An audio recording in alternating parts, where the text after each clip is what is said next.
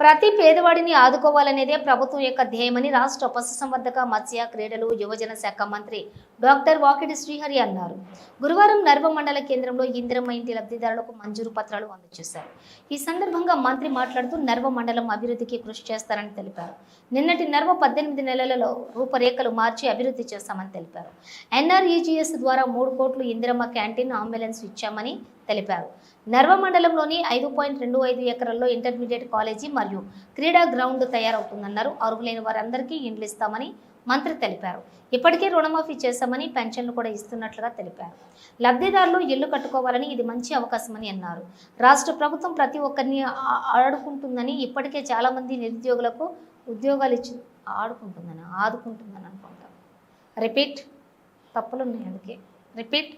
ఇప్పటికే రుణమాఫీ చేశామని పెన్షన్లు కూడా ఇస్తున్నట్లుగా తెలిపారు. లబ్ధిదారులు ఇల్లు కట్టుకోవాలని ఇది మంచి అవకాశమని అన్నారు. రాష్ట్ర ప్రభుత్వం ప్రతి ఒక్కరిని ఆదుకుంటుందని, ఇప్పటికే చాలా మంది నిరుద్యోగులకు ఉద్యోగాలు ఇచ్చిందన్నారు. మహిళలకు ప్రయాణించడానికే బస్సుల్లో ఉచిత ప్రయాణించుటకు మహాలక్ష్మి పథకాన్ని కూడా ప్రవేశపెట్టిందన్నారు. మహిళలకు పెద్దపీట వేసి సంక్షేమ పథకాలు అమలు చేస్తున్నట్లు తెలిపారు. మండలాన్ని ఇంకా అభివృద్ధి చేస్తారని 5 సంవత్సరాలలో 150 కోట్లు ఇచ్చి నర్వను అగ్రగామిగా నిలబెడతామన్నారు. అనంతరం ఇందిరమ్మ ఇండ్లు ప్రొసీడింగ్స్ కాపీలను కూడా అందజేశారు. నర్వ మండలం 139, మరికల్ మండలానికి 33 మంది లబ్ధిదారులకు అదనపు కలెక్టర్ సంచిత్ గంగ్వార్తో కలిసి అందజేశారు. అనంతరం కళ్యాణ లక్ష్మి షాదీ ముబారక్ చెక్కులను మంత్రి పంపిణీ చేశారు. అదనపు కలెక్టర్ సంచిత్ గంగ్వార్ మాట్లాడుతూ ఇండ్లు లేని వారిని గుర్తించి ఇల్లు కట్టుకోవడానికి 5 లక్షల రూపాయలు విడతల వారీగా ఇస్తున్నామని, ఏ ప్రభుత్వం ఇవ్వలేని విధంగా రాష్ట్రంలో ఇంటి నిర్మాణాలు జరుగుతాయని తెలిపారు.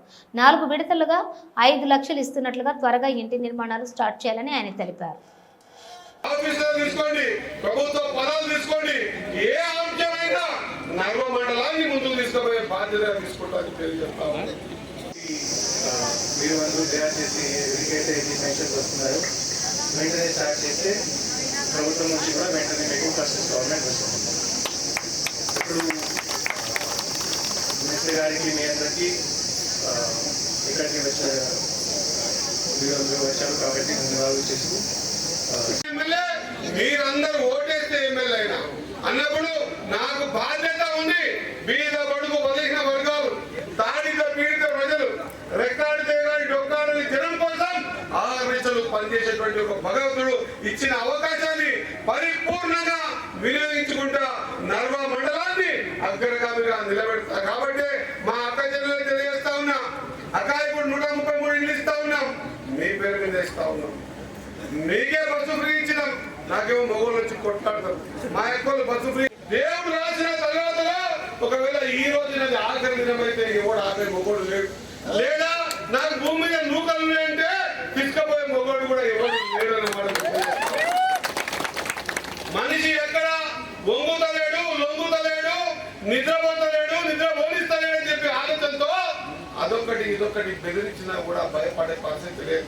నేను మీ అందరికీ మాట ఇస్తా ఉన్నా, ఖచ్చితంగా మీరు ఇల్లు కట్టండి. మీరు పునాదులు వేయగానే 1 లక్ష రూపాయలు మీకు ఇప్పించే బాధ్యత తీసుకుంటా. మీరు గోడలు వేయగానే 2 లక్షలు ఇప్పించే బాధ్యత తీసుకుంటా. మీరు చెట్లు వేయగానే ఖచ్చితంగా మీకు 2 లక్షల రూపాయలు ఇప్పిస్తా. ఖచ్చితంగా మొత్తం పని కాగానే 1 లక్ష రూపాయలు ఇప్పించే బాధ్యత తీసుకుంటా. ఇక్కడ మా ఎస్టీ సోదరులు ఉంటే ఈ రోజు కండ్ల కారం పొడేసుకొని ఒత్తులు కట్టుకొని ఒక బలమైన యువ నాయకులను తయారు చేసి మీ మండలంలో ఇడిచిపెట్టి ప్రతి ఊరికంచి ఇండ్లని కావాలి, పెన్షన్లని కావాలి, కోప దుగుణాలని కావాలి, ఏ ఊళ్ళో రోడ్డు కావాలి అని మొత్తం లెక్క తీసి నీళ్ళు ఎక్కడ పోవాలి, కాలువలు ఎక్కడ కావాలని చెప్పేసి ప్రతి అవసరాన్ని గుర్తించి మీ దగ్గరకు ఇచ్చేటువంటి కార్యక్రమం చేస్తా ఉన్నాం. కాబట్టి ఎవరు అడిగినా బాధపడేది లేదు.